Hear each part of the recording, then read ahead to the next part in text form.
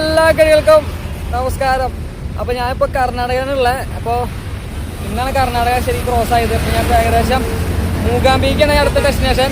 മൂകാംബിക പോയിട്ടാണ് അവിടെ നിന്ന് മറ്റു സ്ഥലത്തേക്ക് പോകുന്നത്. ഇവിടുന്ന് ഏകദേശം 120 കിലോമീറ്റർ മൂകാംബികയ്ക്ക് ഉണ്ട് കേട്ടോ. പിന്നെയെന്ന് വെച്ച് കഴിഞ്ഞാൽ വലിയ സന്തോഷ വാർത്ത, നല്ലൊരു യൂട്യൂബ് ചാനൽ ഉണ്ടായിരുന്നു, ഒരു 30,000-ഓളം സബ്സ്ക്രൈബർ ഉണ്ടായിരുന്നത്. അത് പോയി, കയ്യിൽ നിന്ന് പോയി, പറഞ്ഞിട്ട് കാര്യമില്ല. അപ്പോൾ ഞാൻ ഈ യാത്ര തുടങ്ങിയപ്പോൾ ഒരു പുതിയ യൂട്യൂബ് ചാനൽ തുടങ്ങി.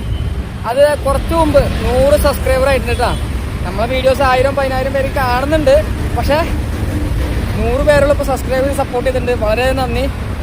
ചെയ്യാത്തൊരു വീഡിയോ കാണുന്നുണ്ടെങ്കിൽ ഒന്ന് സബ് ചെയ്തിട്ട് ഒരു ലൈക്കൊക്കെ തന്ന് സപ്പോർട്ട് ചെയ്യണം കേട്ടോ. ഇപ്പോൾ ഇവിടെ ഏകദേശം ചൂട് 38 ഡിഗ്രിയാണ്. സമയം 12 മണി ആയിട്ടാ.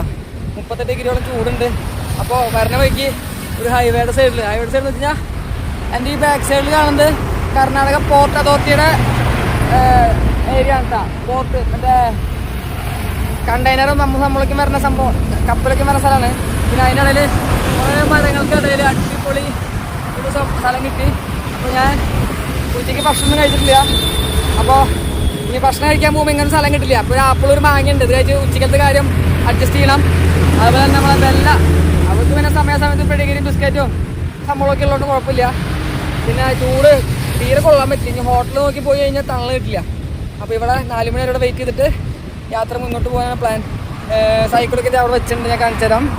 ഹൈവേ സൈഡിൽ നല്ല തണലുള്ള സ്ഥലമാണ്.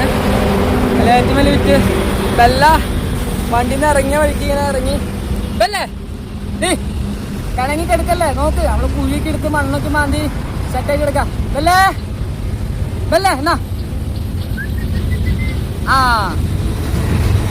ഉറങ്ങിക്കോ വയറ് നിറഞ്ഞെടുക്കല്ലേ, എന്തെങ്കിലും പറയണ്ട ഇല്ല.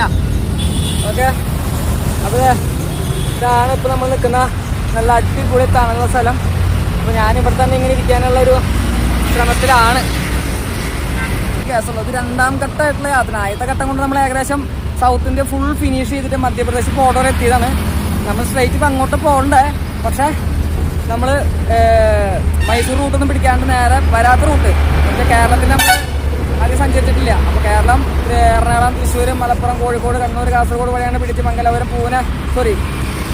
ഉടുപ്പി വഴി മൂകാംബിക. അവിടെ നിന്ന് എങ്ങോട്ടാണെന്നുള്ളത് അവിടെ എത്തിയിട്ട് ഞാൻ പറയാം.